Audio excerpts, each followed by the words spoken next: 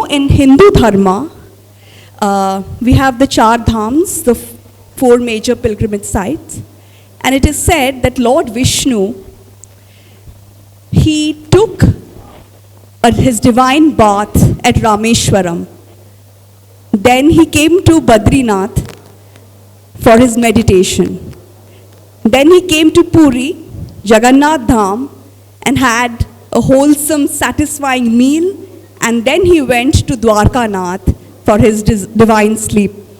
So Odisha is culturally very, very significant when it comes to food.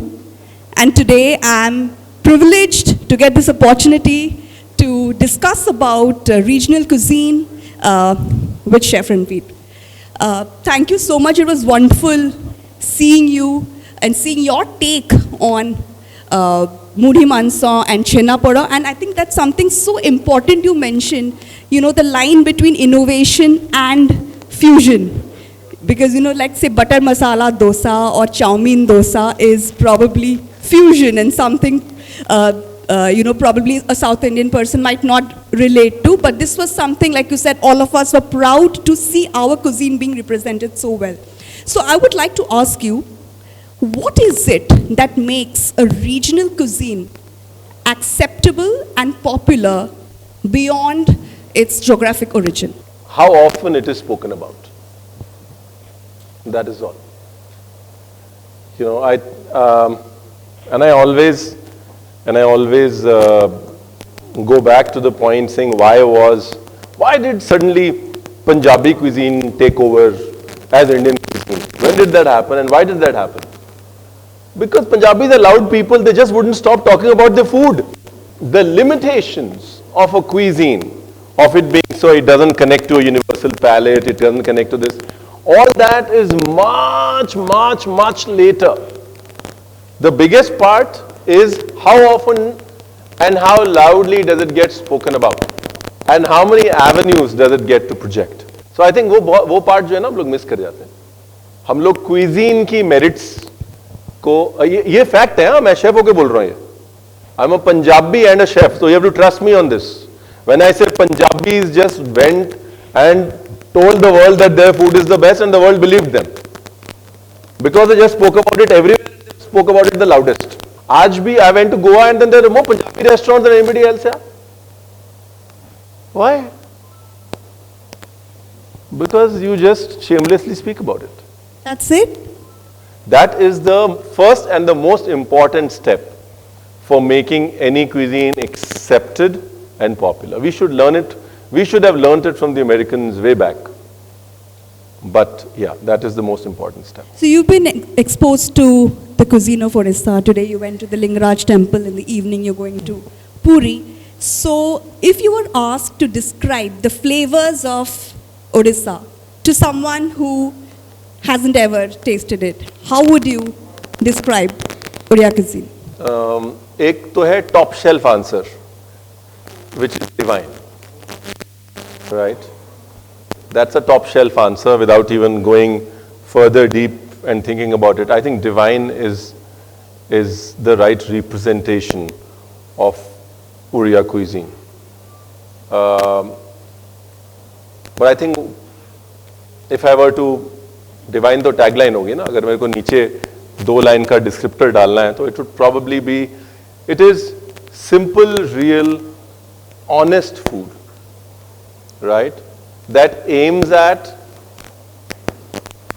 leaving a lasting impression, even if it does not wow you at the first sight. It will leave it stays with you for the rest of your life. Not as a first impression, as a lasting memory. First impressions can be deceitful.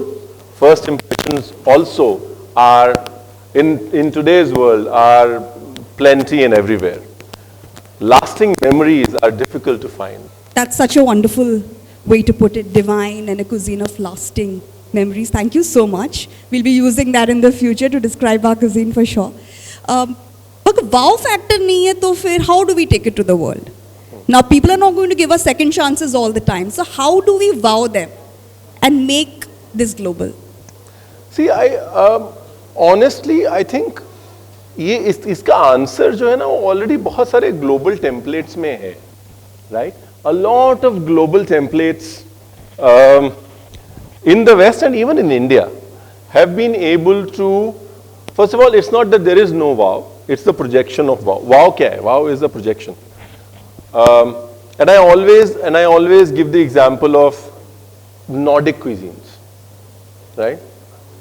Sweden, Finland, Denmark, मतलब वो बेचारे फलों की शक्ल नहीं देखते यार महीनों महीने, right?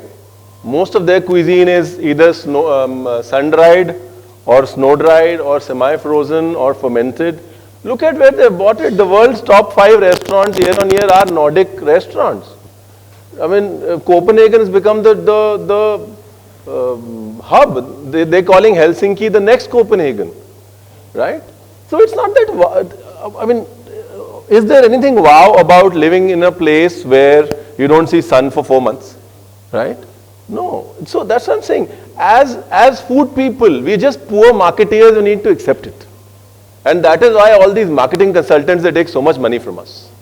And the point of it all is marketing comes from a sense of belief. At the same point in time, it also comes from a sense of acceptance. You cannot be fighting the battle that I'm not perfect and projecting you're perfect. Your belief that I'm perfect has to coincide with your projection that you're perfect. That, I think, when you start with saying, I don't have a wow, no. Where is my wow? I need to find that wow and project a wow is the question. So I think I look at Odisha, right? India as a country has gotten more rice varieties that it thought were lost from this state than any other state.